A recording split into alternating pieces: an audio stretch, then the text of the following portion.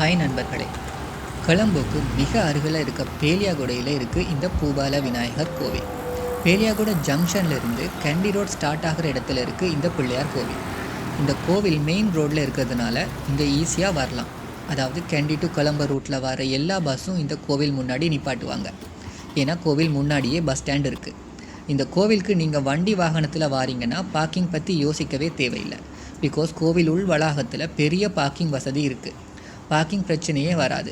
இந்த கோவில் உள்ள நிறைய விக்கிரகங்கள் கிடையாது. மொத்தமாகவே ஒரு 8 விக்கிரகங்கள் மாதிரி தான் இருக்கும். கோவிலுக்குள்ளே வீடியோ பதிவுகள் செய்கிறது அவ்வளவு நல்லதில்லை என்பதனால கோவில் உள்ள வீடியோ நான் எடுக்கலை.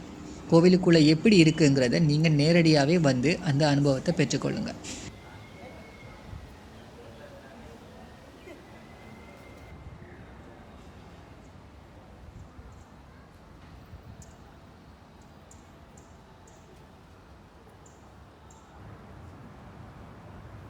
மெயின் கோவிலுக்கு பின்னால் அம்மனுக்கு ஒரு தனி மண்டபமே இருக்குது.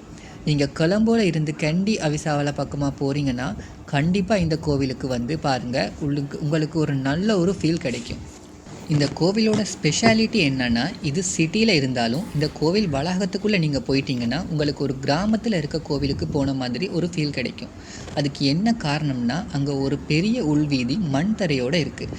அங்கே ஒரு சின்ன பலாமரமும் இருக்குது. முக்கியமான விஷயம் என்னென்னா, இந்த கோவில் பின்புறத்தில் இலங்கையோட அகலமான ஆறாக கருதப்படுற கழனியாறு ஓடுது.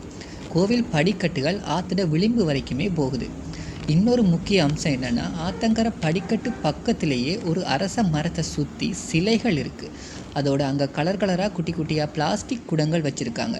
ஸோ அங்கே வர பக்தர்கள் அந்த குடத்தை எடுத்து படிக்கட்டால் இறங்கி கழனியாற்று நீரை எடுத்து அந்த சிலைகளுக்கு ஊற்றி அந்த தெய்வங்களை உச்சி குளிர வைக்கலாம்.